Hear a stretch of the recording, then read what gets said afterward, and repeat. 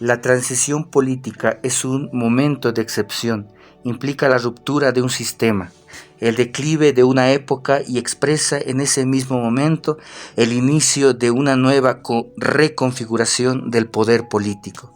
Se establece de hecho un escenario donde se estipulan los pactos sobre las reglas de juego político que suelen estar señalados por tres elementos, 2 puntos, elecciones limpias y competitivas, interacciones calculadas y resultados contingentes. Disolver un régimen abre consecuencias inadvertidas y repentinas, por ello son procesos dinámicos, imprevisibles y etéreos. Las transiciones descubren que su elemento más sensible e indefinido son las reglas que normarán el proceso transitorio a una mejor democracia. Ahí se desarrolla el juego de poder, un espacio donde la certidumbre de la palabra empeñada simplemente no encuentra acomodo. Refiriéndose a esta dinámica política, Guillermo O'Donnell nos habla con prudencia de transiciones que, entre comillas, representan un ajedrez de múltiples niveles, cierra comillas, entre actores dominantes con monopolio de los factores de poder y los sectores opositores. Cuando la transición modifica su propósito democratizador y se torna en un esquema de poder, produce una crisis que la convierte en un régimen con elementos autoritarios. Esto es una reinterpretación subjetiva de las reglas básicas que determinan el trazado hacia la democratización, incorporando factores de incertidumbre respecto del curso direccionante de la política. Este hecho expresa una segunda ruptura, ya no solo la del sistema decadente, sino del momento de diálogo, de los acercamientos y de la necesaria pacificación y desactivación de las piezas en conflicto.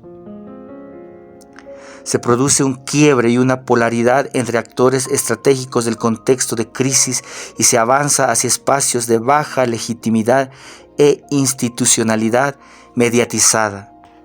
La democratización del sistema, que es elemento fundamental de un proceso de transición, ingresa en suspenso. Esta doble ruptura desestima la alquimia del diálogo, reduciendo el proceso a un solo hecho insuficiente, el electoral. Noviembre de 2019 señala para Bolivia el inicio de un proceso de transición articulado por la vieja partidocracia. La transición boliviana marcó en su agenda una tarea fundamental: la pacificación del país. Pacificar significaba un aprendizaje dialogado en el aprender a convivir socialmente con nuestras diferencias. Pacificar también exigía volver al orden institucional y ello era promover inmediatamente un proceso electoral equilibrado y transparente. La melancólica realidad muestra un giro anímico en la conducta de quien administra el momento transitorio. Expropia sombríamente la transición a todos los bolivianos y vuelve a redefinir las reglas del juego político. Desafía las libertades extendidas, sobrecargando peligrosamente su poder hasta tornarlo amenazante. Así la transición se transformó en esquema de poder. Los factores de poder con incidencia decisiva en la acción política han sido dispuestos para una labor de inquietar y mediatizar el proceso electoral y las libertades esenciales. No se construye libertad y democracia con restricción de libertades y democracia mínima. En los discursos de quien administra el extinto proceso de transición hay una exhortación a confiar nuevamente en lo que afirma en que no hará uso de dominio absoluto. Leído el mensaje, acciona su poder y la política judicializada nuevamente opera. Sin lograr evitarlo, estos políticos viven su propia transición. Van por la vida arropados en un discurso de demócratas, pero el poder los devela en su verdadera esencia. Seres autoritarios, ensimismados mientras transcurren los escasos minutos que dura el poder. Subtítulo: Un ciudadano, un voto. El fin de la historia de Fukuyama, que Fukuyama anunció al mundo en los inicios de los años 90, desordenó a gran parte de la intelectualidad, pues asociaron esta tesis a la simple comprensión de percibir una detención cronológica de los tiempos. Se trató de que la historia concluía en el pensamiento del politólogo estadounidense, por la victoria absoluta del neoliberalismo capitalista.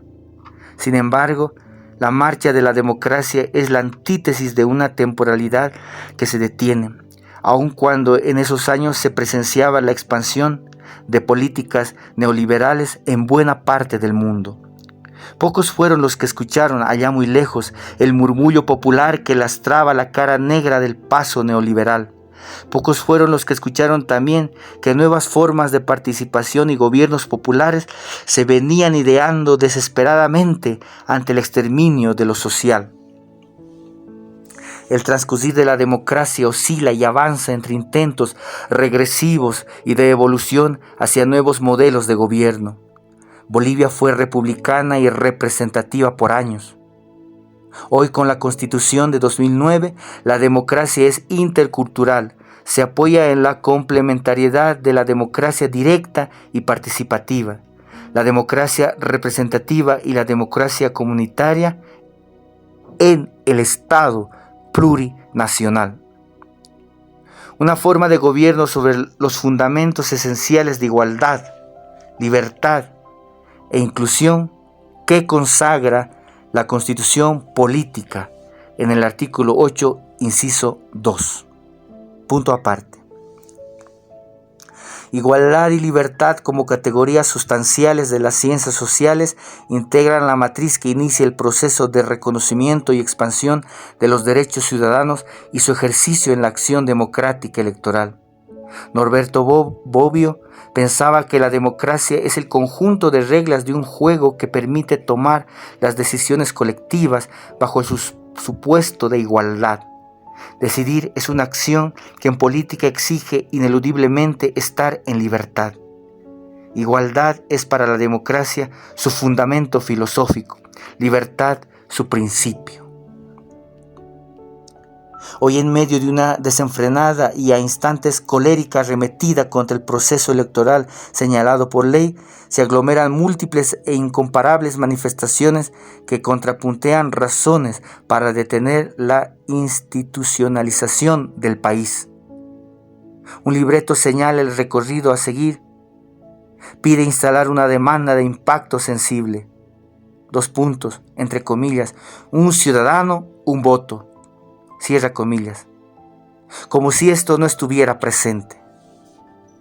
Este principio, que tiene una proximidad absoluta con lo electoral representativo, muestra el preámbulo seminal de la igualdad entre ciudadanos para elegir representantes o representar. Abre comillas, un ciudadano, un voto, cierra comillas, es el colorario del sufragio universal que marca el destierro ignominioso del voto censitario exclusivo, donde se condensan 2 tiempos históricos y complementarios. 2 puntos. Julio de 1952 y enero de 2009. El sufragio igualitario es la forma palpable de la universalidad del derecho al voto, donde cada ciudadano equivale a una acción electiva que ejerce en secrecía y libertad para señalar de forma pura y directa al titular del poder ejecutivo. Distinta es la elección de los representantes. Modernamente, la representación política es una institución que se asocia con el gobierno y los varios pueblos extendidos por todo su territorio, asegurando y valorizando minorías étnicas que conservan dentro suyo la ancestralidad del país.